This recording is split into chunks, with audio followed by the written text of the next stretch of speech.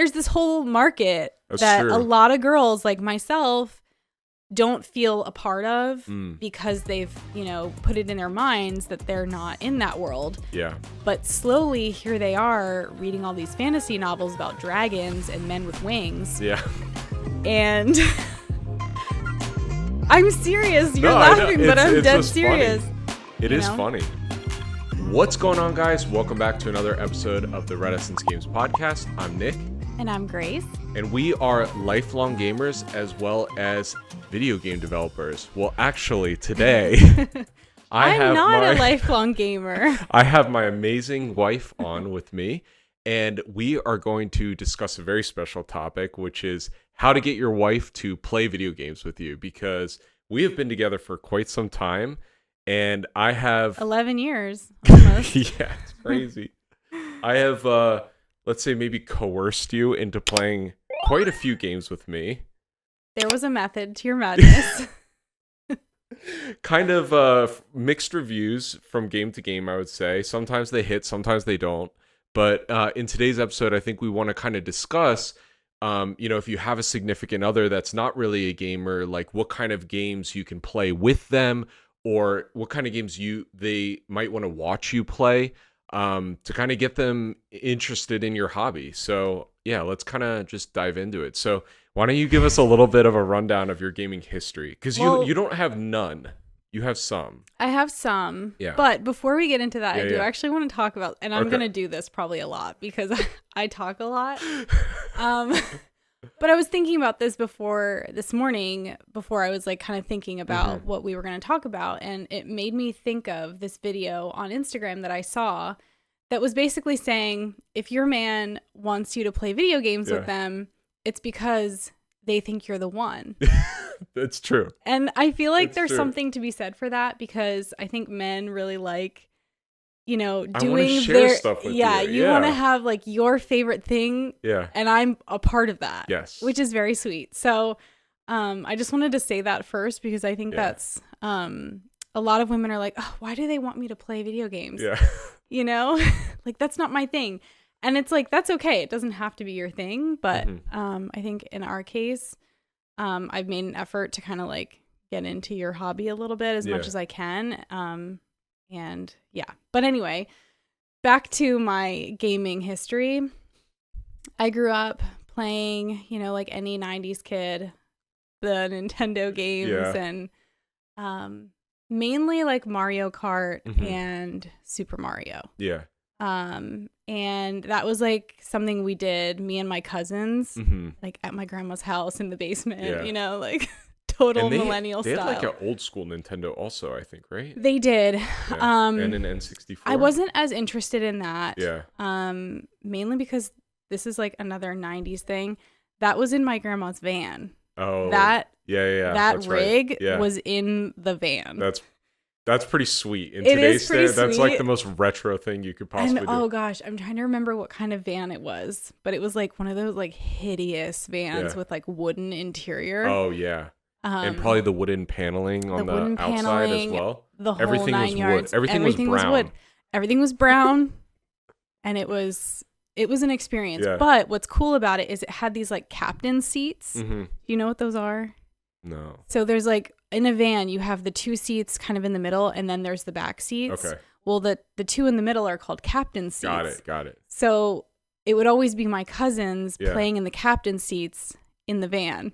So did the van have a TV like as part of the van, or did they somehow rig a small TV in there? I think it came in the van. Okay. It was like one of those vans that was designed to have a TV in it. Yeah, got it. But you could detach it. Oh, okay. But anyway, all that to say, I wasn't super interested in the Nintendo. The 64 was a lot cooler to me. Yeah.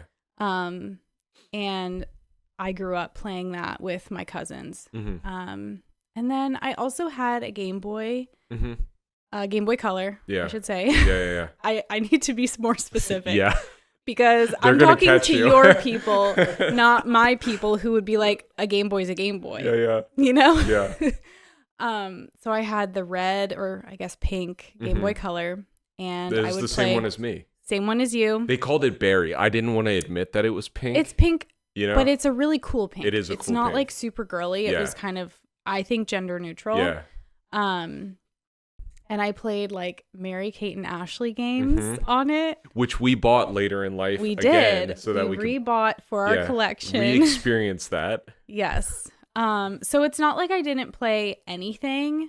Obviously I played like some computer games like Sims and random like Barbie games. I don't know. This is making me sound Neopets, pretty girly. right? I was very into Neopets. Yeah. I had to come on after school every single day to like get your dailies. Get my dailies. Yeah. And you'll learn this about me. I'm a loot collector.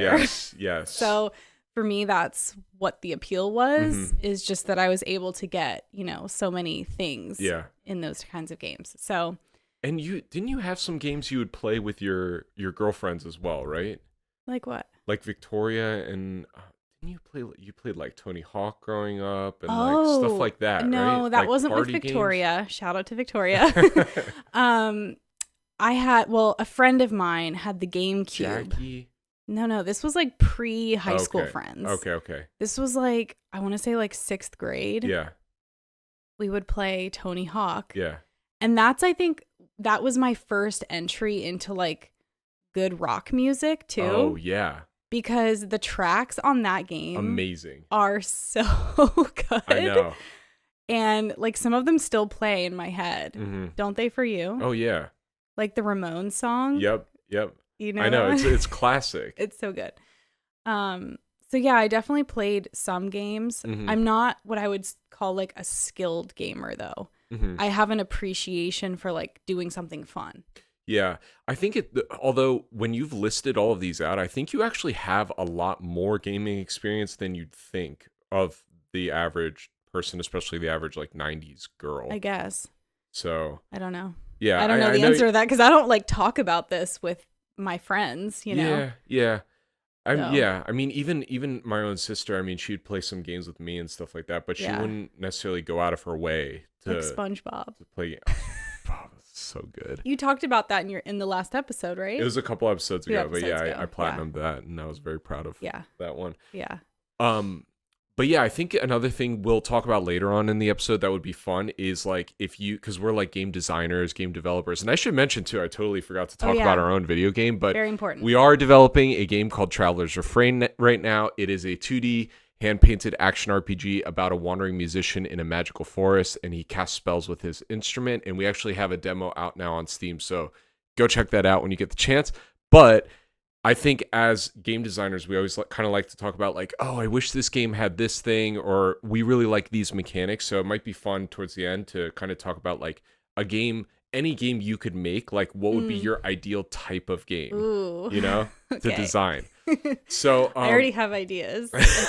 Awesome. So, okay, let's kind of talk about like our gaming history together. So I'm trying to think. I want to say that the first one I really got you to, because there's kind of a difference between you watching me playing games and then you playing games yourself. And we've kind of done a mix of both. But the first game I think I got you to watch me play that kind of started this trend of like, you'll watch me or I'll get you into something, I think was Kingdom Hearts, right? Yep. I distinctly remember that summer. I remember the day. Yeah. I do too. Yeah, we were literally was like 10 sitting, years ago. Yeah, we were kind of living with my parents at this point, right? I mean, we were like in our early 20s. Yeah, we like, had just graduated. Yeah, we hadn't even moved out on our own yet, and I remember sitting there, kind of talking to you about games, and I was like, "Yeah, there's this game, and it's like Final Fantasy mixed with Disney." And I knew you like had heard of it before, obviously, because again, every '90s kids knows Kingdom Hearts. I also like. I have quite a few brothers. I have some stepbrothers, my brother. Yeah. And so, my exposure is probably pretty good too. Sure. So I had heard of Kingdom Hearts, but I didn't know what it was about. Yeah. But I was like talking to you about it that day, and I was like, "Do you want to like watch me play it? I really want to replay it." And you were like, "Yeah, sure, why not?" Which was like, again, it was like, it was like love at first sight all over again. You know what I mean? So we we drove to GameStop and we picked it up and we started playing. Why didn't you already have it? because I had already beaten it on PS2. It was a remaster for PS3 at the time. Okay. So I was kind of like, I want to play it on a modern console and whatever. But what was your memory of Kingdom Hearts? I just think we spent an ungodly amount of time that summer. You know what we did that I just remembered? And this goes back to last episode or 2 episodes ago. We were talking about strategy guides. I think I already had the strategy guide and you were co-piloting me. That's right. Right? I remember. Because we wanted to get like all the collectibles and stuff. Yep. So you had the little manual and you were kind of like, okay, there's a treasure chest over there. Go get that one. So this would have been in 2014, probably. Oh my God. Yeah, that summer 2014. That's insane. So I know guides existed online, but like you already had the manual, so. And I think that's part of what made it like a fun experience for us to do together as well. Is like you still felt like you were like participating and we were talking about stuff. That also slowed down the experience a little bit for me too. Yeah. Because as someone who, like, I don't have that ability to, like, I don't know what the word is. Like absorb everything from the game because there's so much happening on the screen for someone like me that, you know, I need it to be like kind of spoon fed to me a little bit better. Yeah. And I think that helped. Yeah. With the experience. I think as gamers, we kind of take for granted like this gamer knowledge we have. That's like just this innate experience. And you're starting to learn some of that too. Like you obviously know to check for a treasure chest behind a waterfall now. If there's a waterfall. Those are the rules. Those are the rules, right? Again, if there's a waterfall. Yeah, if there's a waterfall, there will be something behind it. Yes. But yeah, there's just these things that we kind of learn. And what's crazy is because I started with like Super Nintendo, I had like every step of the way of these like gaming things that are taught to you, obviously all the way up to like modern consoles. So it's like, yeah, especially me, it's like I feel like I'm an encyclopedia of like gaming design knowledge at this point just from experience. So yeah, when I've had you play a game yourself, I've had to sit there and like kind of teach you the ropes, because even though there's some things that designers put into the game that like for me is obvious, like what they'll do is they'll put a light somewhere to be like, hey, go in this direction. Like you don't know that that's a thing that they do necessarily, so it's not always automatic. That one's more obvious for me now. Yeah. But there are more subtle ones that are difficult for me. Yeah. So I think that's my biggest advice to other people is start with games that are very intuitive because for me, like, I don't like to be frustrated by a game. Yeah. Yeah. Versus you, like, I love being frustrated. Listen.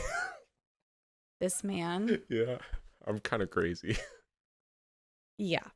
Yeah. I have to play Elden Ring at night after you've gone to bed. Like, I don't understand. Like, anyway, I don't get that. Yeah. That's not really something that I don't mind being frustrated in other things, but like if I'm trying to relax and enjoy something, I don't want to be frustrated by it. So I don't really get that. I think this is But maybe you guys can explain that a little bit to us, because I don't really get it.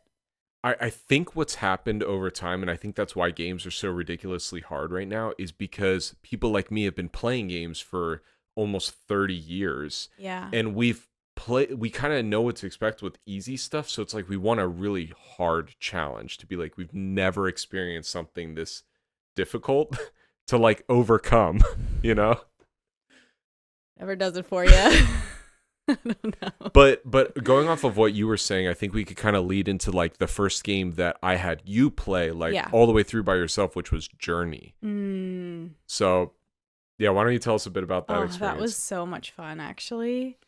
I had never really even heard of a game like that because it was an indie studio, correct? And there was just no speaking, I think. It's like this was probably 10 years ago, so I'm trying to remember exactly. Well, indie games at the time too weren't as accessible.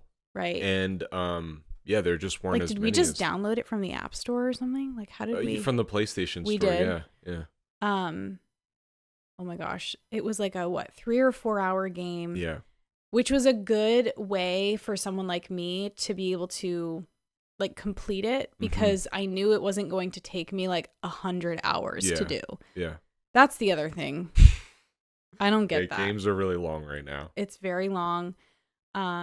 So starting with something that is a little bit more digestible, I think is probably a good way to go.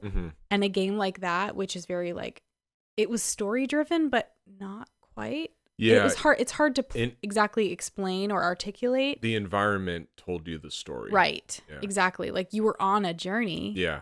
And there was a story to it, but there was not, a ton of reading. It was very much like, make a snack, like whatever, sit down and play something fun that isn't super technical. We're having to remember button combinations and all this stuff. For me, it's just trying difficult. to get around.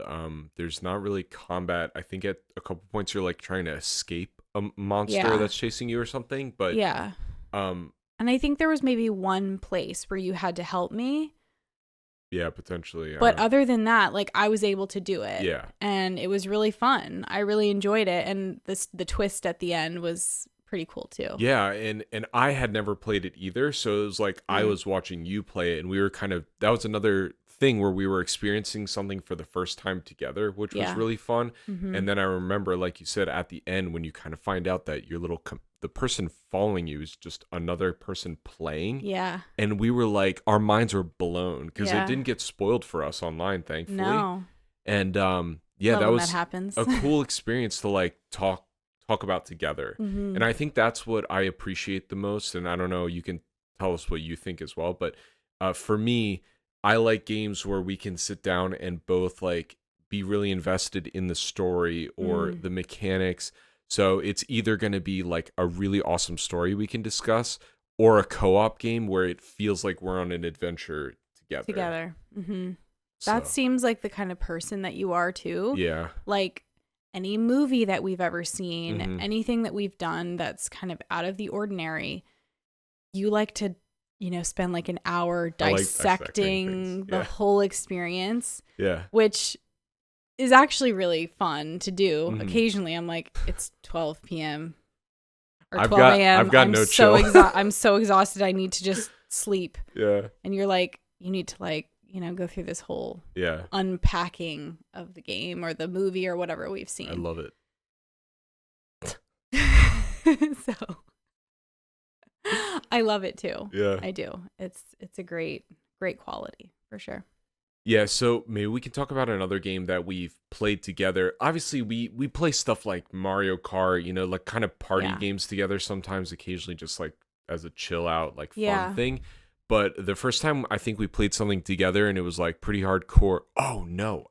Okay, so I was going to say Diablo 3. We did play Diablo. I forgot about another one. Do you remember when we played that Lord of the Rings game together? Okay, but that was so hard. That was so hard. But do you remember how much fun we had? That was a blast. Yeah. I'm also a pretty big Lord of the Rings fan. Yeah, that helped. I would never consider myself to be someone that was like super into that stuff. I mean, okay, I loved the movies, but I was never like super nerdy, like outwardly. Yeah. I just really liked this stuff kind of in secret. Yeah. Yeah, it's only when you were with me that I like were just like unleash your nerdiness. I mean, it was kind of always there to some extent. But I've always loved the Lord of the Rings movies. So the game was really appealing to me because it had that same feeling. It did. But I think because we were playing together, they like jacked up the difficulty and it made it really difficult for me to even continue playing. Yeah, it was even hard for me. And I should say it was Lord of the Rings War of the North on PS3. And I think it took place concurrently with the events of Lord of the Rings, and you were just another group of like warrior, elf, like dwarf, whatever. But like, that's like pick your character, and like you got like armor and stuff too. I think that you could equip, so that was really cool. Yep. It's always cool when you have like a really hardcore like story game, and both characters feel like they're player one, so to speak. You know what I mean? It wasn't like, oh, this is just like sidekick mode or whatever. Yeah. where it's like you're just a little floating totem area guy who just exactly. like, ooh, you know. No, it's like we like really had to work together, and that was really cool because I think you played a mage character, right? So I was like, "Oh, go over there and like shoot these guys," and I think I was like a warrior. Yeah, I think the hardest thing for you at that point was the camera, and that's something you still kind of struggle with, right? I do struggle with that still, because some of them they're like inverted cameras, and some of them aren't. So I don't know. And then I'm not used to having to like tilt the camera while you're also moving. Yeah. So it's just, we have a little Stella outside. We have our cat. She's literally never done this before. It's because there's no one else in the house. Yeah, and so she thinks she's alone. Yeah. We also have our baby on the monitor right now because he's taking a nap. So yeah, hopefully we can make through this episode. Anyway, I just got off track. What happened? We were talking about the Lord of the Rings game. Yeah. Which I really liked, but it just got to be it was brutal, too difficult, and I think we just kind of had to stop. Yeah, I mean, it was even hard for me because you kept dying, and like I would die immediately, right? And it was brutal. But I don't know, maybe if we retried it, I think you've gotten a little bit better. I'm like scared of that game now. It was kind of scary. There was no like difficulty mode either. It was just like there was no like normal. You couldn't adjust that for whatever reason. But that was really fun. And then after that, we played Diablo 3, which was also really fun. That was a little bit more chill too, I think. Loot. Yeah. You love the loot. Just run around and get loot. Yeah. You know? Yeah. I want to play. We should get Diablo 4. Okay. I feel like that's going to be really different though. No, it's similar. But I remember getting really mad at you because, again... Oh, yeah, you get mad at me all the time for that. Because whenever we're playing a game together, you just come in and scoop up all the loot before I'm able to get to it. And I'm like... It's literally a reflex. I see gold pieces flying out and I have to run over them. It's so annoying because I can't get to it fast enough and then you take up all the loot and I'm like... By the way, it was a shared pool of gold and she was still getting mad at me. Because like, you're taking all my loot. Because I have fun collecting it. I feel like I've gotten better at that. Yes. A little bit. You'll sort of like let me take some things and stuff like that. So. Yeah. So yeah, that was really fun. And then from there, like, okay, we started off playing Kingdom Hearts 1. I should say we've played every single Kingdom Hearts game together. You like know the entire convoluted storyline of Kingdom Hearts at this point, which is more than Armand can say because guys, you need to rip him apart. He still has not played Kingdom Hearts, so we got to get him slacking. Yeah. I've also watched every episode of Dragon Ball Z. Every episode. I sound like a monster. I mean, I actually did enjoy that. Yeah. It was just a lot. I wouldn't still do it if it, like, do you know what I mean? Mm-hmm. At a certain point, I'm like, okay. Yeah. You know? Yeah. But yeah, you've kind of introduced me to a lot of things that I haven't really been into before. Yeah. So.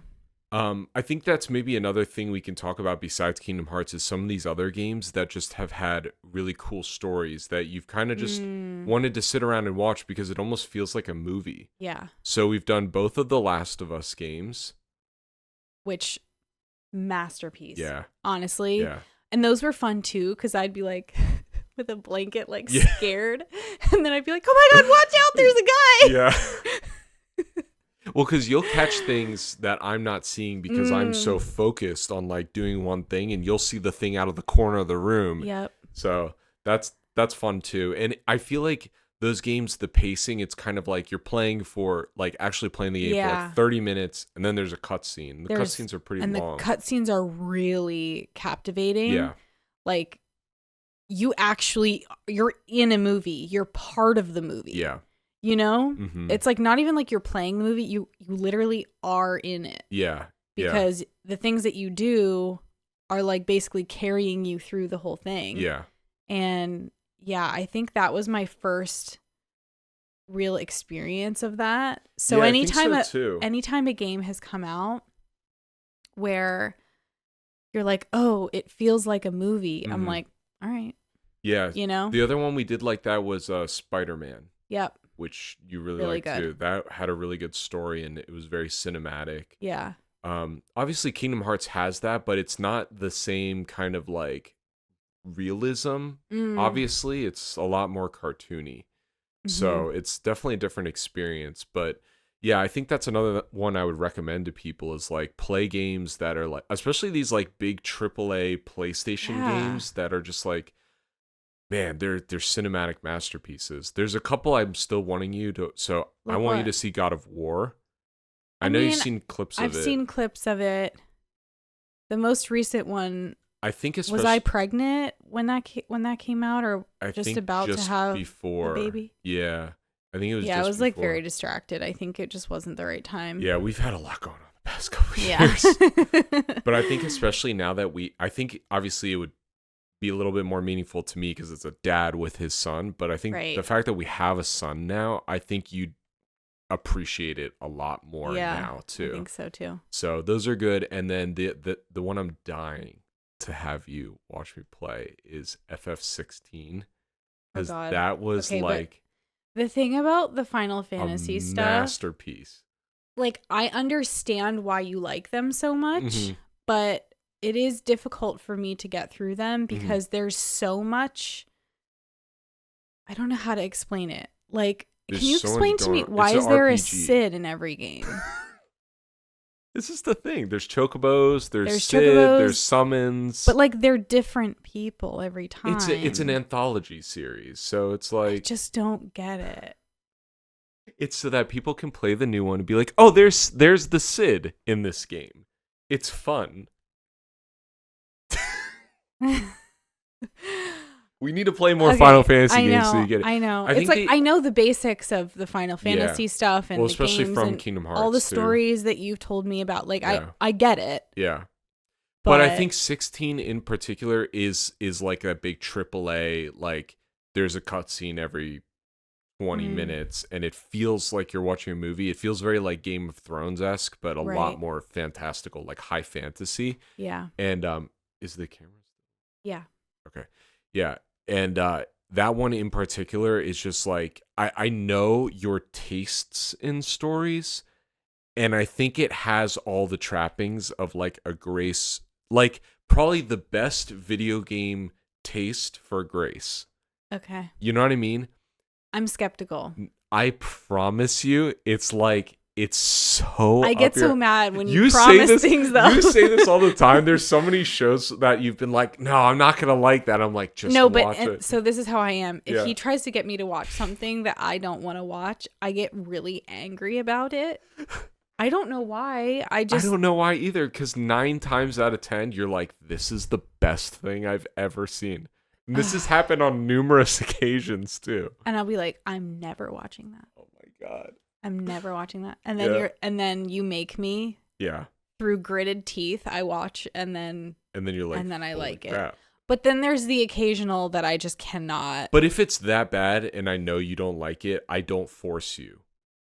I don't. What? Yeah. No, I really don't. If it's something that you're like, I really don't like this, I make you give it a good shot. Yeah. And then if I see you're like not into it, I'm like, all right, whatever. Yeah. Like, you know, everybody has their own taste. But this one in particular, I'm like, oh my God. And then obviously I've been talking about this for years and we kind of started it while Leon was really little. But like, Final Fantasy VII is like just my favorite game of all time. It's so meaningful to me. It just wasn't the time to start and it, honestly. I think it's not the time to restart it. I know this is a game about like, or a podcast about games, but very quickly. Yeah. Our child was very difficult. Yeah. And has been. It's gotten a lot easier, but I think everyone had told us like, oh, the newborn stage, they just sleep all the time. They just sleep. They just lay around. Ours didn't sleep. Nope. Okay. Yeah. It didn't sleep.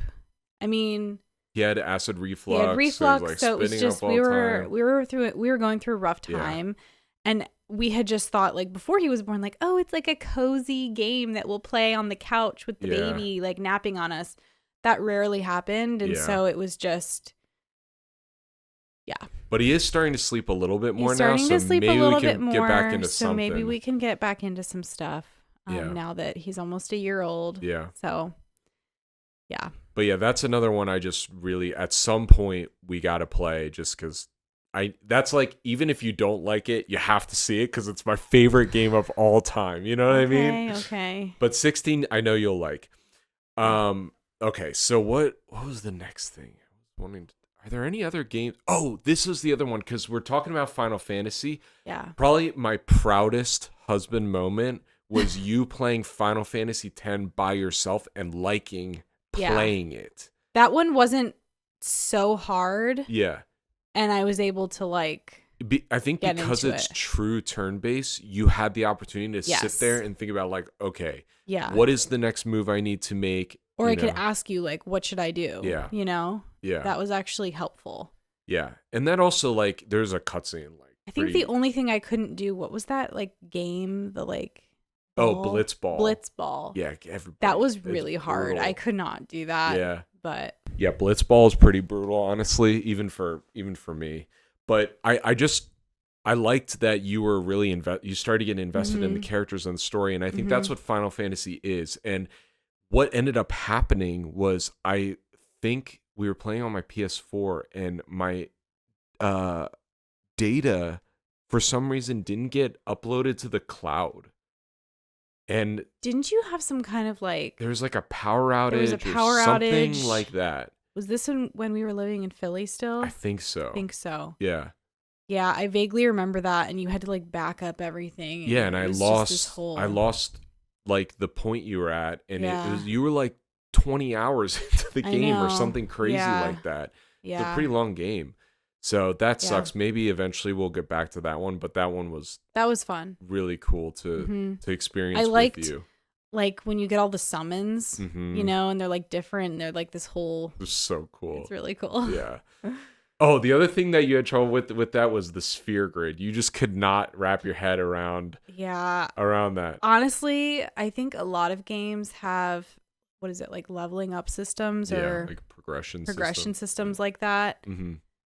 And I'm just like, I don't care this. It's funny though, because you like loot, but I think you like more of an immediate like I want to collect the loot right now. Or like you want to see what it's doing to the character more. Are there coins? That's what I want. It's kind of like the spheres are like coins, but it's like so passive. It is very passive, and you have to wait to use them. Yeah. You know, you gotta get a bunch to slot or whatever. I just don't. It's funny because I'm like kind of the opposite, where it's like I do like collecting stuff, but I love skill trees and stuff. Yeah, but I think you're also like you're someone that like collecting items, you hoard them and you don't use them. Yeah, well, you still haven't gotten through like a really long RPG, and I'm curious to see like how you would handle that, because I'm the kind of person that like I'll save like a potion, the biggest potion to the last boss, and then not even use it. And I'm like, why was I even saving it this whole time anyway? I don't know. I'm weird like that. Yeah. And then another game I want to talk about that I had you play by yourself that you really liked, but it was just like a weird timing thing. You played Hogwarts Legacy. That was probably the most recent game you played. That was what did you think about that? As a really big like Hogwarts You're Harry a Potter huge fan. Harry Potter I'm probably that is like one of the biggest franchises that I'm into. Yeah. You know, I'm just a Harry Potter fan. Yeah. And I think that game had the exact same feeling of nostalgia that you want. Yes. So in that respect, they absolutely nailed the game. I mean, the flying, the classes, it felt like you were actually in school, the music, everything was spot on. Yeah. And I loved that you got to actually like pick your, house. Oh, yeah. Because for me, that's what like everyone wants. You know, there's like quizzes online. Yeah. You can like figure out which Hogwarts house you're in. Yep. You're obviously a Gryffindor. And what were you, Ravenclaw? Yeah, that makes sense. Yeah, makes sense for me. Yeah, the fact princess. Yep. Yeah. That's me. Yeah. Fun fact of the day. Yeah. That one was cool. It really, really made you feel like Yeah. you were actually in the universe, and all of the mechanics were like, it was. I think that was another game that like that was probably the most hardcore game you've ever played in terms of mechanics, because there was a lot of buttons. There was a lot to remember. You had to like, I remember you had to switch because you had different spells. That's right. Yeah. But there was like 2 or 3 different like hotkey things. Yeah. So you had to remember like which one you were on. Mm-hmm. It's just there's a lot of moving parts to that game. But you actually held up very well. I held it up okay. Yeah. I needed your help though. I don't think I would have been able to play that by myself just sitting there. And that's, I think, the other thing that I want to touch on, because if you want your wife, girlfriend, whatever, to play games with you, you have to actually be there and like, coach them a bit. Because I don't think most girls, maybe some would become independent gamers. I just am not one of them. Yeah. And so for me, like, I need you to be there so that you can like help me figure out whatever. Yeah. It doesn't mean I don't want to have the experience. I can't, Well, especially you've a game had like that, literally it's a lot. decades. It's a lot going on. You've had decades honing your skills in games, and you just like know things intuitively that I don't know. Yeah. And I was happy to do that. I think what was kind of weird about that experience is because we got it on launch day and we were kind of playing it concurrently. Yeah. So it's like we each had a save file, and it was kind of like when I passed it off to you, it was like, I've already seen this stuff. Because you had gone ahead a couple times, which was fine. Yeah. But yeah. That's a good one to actually, if your wife or girlfriend is into Harry Potter, this is a really good one because it's really captivating. And they kind of start you off pretty slow, and you like have a lot of new things that you get throughout the journey. Yeah. Which was very engaging. Frankly, you can kind of just run around too. Like, it's sort of at your own pace. And not only does it feel like school, which as someone in my 30s is very nostalgic. Yeah. But it gives you an introduction of like quests, right? Because it like teaches, at least for me as someone who hasn't really done that kind of gaming before, where it's very quest based, it's a good introduction into like actually going on quests and how to complete them, and you have to go back and complete this quest before you can move on to the next thing. Yeah. Or you can go on a side quest that might give you some stuff to help you with a main quest or whatever. And I think because it's not so much like combat based, it's actually a good thing to start with, because, go at your own pace. Yeah, and I feel like if you can learn how to play that game, that is like, if you learn how to play that game, you can play any of the other big AAA games. Yeah, it's very similar to that style, like Spider-Man or God of War or whatever. Which I think this is going to bring me back to something that I think about a lot, because in the girl world right now, everybody's reading these like fantasy novels. Oh, that's right. Right? What is it called? What's that one franchise? So there's like the Sarah Moss. Yes, that's Sarah the Moss. Yeah. Which I've read them. They're great. I'm not like some fangirl for them, but I really enjoyed them, and I've read, several fantasy novels. But I think this is an untapped market for girls because they're so into these like fantasy stories. Yeah. That they're kind of missing out on, like adapting that to a video game or something. Exactly. Like that. Yeah. Which could be even more fun. That's actually pretty interesting. Do you feel like that book in particular could you see them making that into a game somehow? I hope they do. Frankly, I mean, I would play it. I think they're going to do a show. Sure. I think they're already. I hope Henry Cavill is rising. Hopefully. I don't actually know who they've cast. I have no idea. I'm not like I said, I'm not a fangirl for these books. I did read them. But obviously I'm a Henry Cavill fan for sure.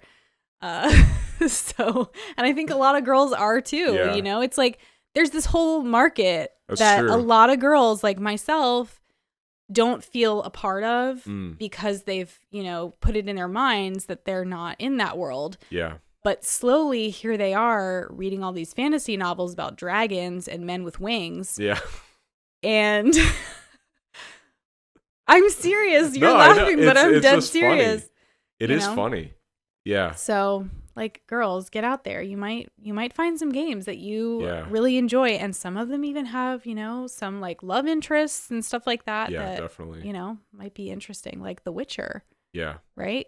Yeah, I mean, the Witcher games are more like you kind of get to choose your love interests, and But that's yeah, kind of cool. Geralt's a bit of a playboy in the game, Yeah, so I don't know if that's it true. has the same feeling of like he's actually in love with someone. Right. But Final Fantasy, Final is a Fantasy, on the other series hand, that- there's definitely a lot of yeah. love going on in those Yeah, games. definitely.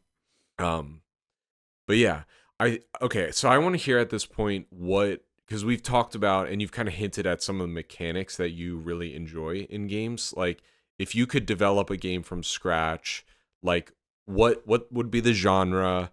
Would it be like an open world game like the Harry Potter game? Would it be more linear, like level based? I think I like the open world Okay. a little bit better. Mm-hmm. Levels, to me, Yeah. it's a little, I don't know. Like, Too I don't straightforward or something? Too straightforward. Yeah, I like to be able to like run around and explore. Sure. Because for me, as much as I am trying to get through a story, Mm-hmm. for me, like, playing a game is just fun to do it. Sure. Yeah. It's not so much like I'm trying to beat things. Yeah. Or level up. Like, I really don't care about that. Yeah. You just want the options in the world. Yes. Yeah. And I think if I were to pick a genre, it would probably, I don't know. I like really cute animals and stuff in games. And I don't know what I would actually do. The story, that's your department. Mm-hmm. Maybe one day you'll make me a game that is like, Cute. perfectly what I imagine. Yeah. I don't really know exactly, but I would want there to be a compelling story that is present throughout basically the entire game. Mm-hmm. It wouldn't have to be like cinematic per se, but I would definitely need there to be a story. Yeah, it's interesting because I think a lot of times with these really intense and like powerful stories, it's kind of like I can't imagine a video game that doesn't have combat, because there needs to be a threat of some sort for the character to overcome. There's other games. Yeah, you guys talked about that in Villains, right? In your Villains episode. I edit the podcast, so yeah, that's why I remember whatever, because I've edited almost not every single one, but almost every. There's a handful I didn't edit, but I've edited most of them, so I do know a lot of what you guys have talked about. Yeah. And I do agree with that. But a threat can be anything. It doesn't have to be a villain. It's true. It could be in the environment. It's true, but you know what I mean? It's still like, what would you do to overcome that thing that's non-violent? Right. And I've heard other people talk about this too, and it's kind of like I've never heard of like a solution necessarily, and it's weird because it's kind of like we all like the idea of non-violent game. I think anyone would be interested in that, but it's like, how do you make that cool and fun? Yeah, like there are games like Undertale, which I wasn't a huge fan of, but technically you can play the whole game passively. You don't have to kill any of the things you're fighting, but there still is combat scenarios. Do you know what I mean? So I don't know, it's kind of interesting. So it almost feels like you want a mix of like an Animal Crossing game with like the Harry Potter, the Hogwarts Legacy vibe. School. Animals at school? Animals at school. Oh my god. So what, do you like the idea of like, raising the animals, like taking care of them? Yes. Yeah. So it's almost like you want like a Pokemon kind of game. Do you like the collecting aspect of the animals as well? Or more just the maintenance? I like the maintenance. It's funny because I feel like there's probably games like this already, and we have. Let us know if there's a game that, like what we're describing. Because kind of what I'm thinking about right now, what is it called? We played that one where with that girl. It's like 2D side scroller. She's like on the boat and she has like that magical cat. Yeah, that was really cute. Spiritfarer. Spiritfarer. And that kind of had that maintenance of like you're checking in with people and stuff. Because you had to like build parts on your boat. Yes. Yeah, yeah. It's funny. It's funny that you have this like interest, because I'm like trying to think of like how could you do something like that still has like an epic feel to it. Right. You know what I mean? Well, maybe that's your next game. Maybe that's my next game. Yeah. Get with Armand. Oh, come together with some ideas. Yeah. Yeah. Yeah. Cool. All right. Well, you have anything else you wanna mention? Okay. Yeah. Nice. Well, this was fun. Thanks for having me on. Yeah, thanks for joining me. I hope you guys enjoyed. Give us some other games you guys have either played with your significant other, or recommendations for Grace based off of her interest now that you've heard them. Go check out Traveler's Refrain on Steam. Go play the demo. Join us in the Discord and let us know what you think of the demo. And we will catch you guys next time. See you later.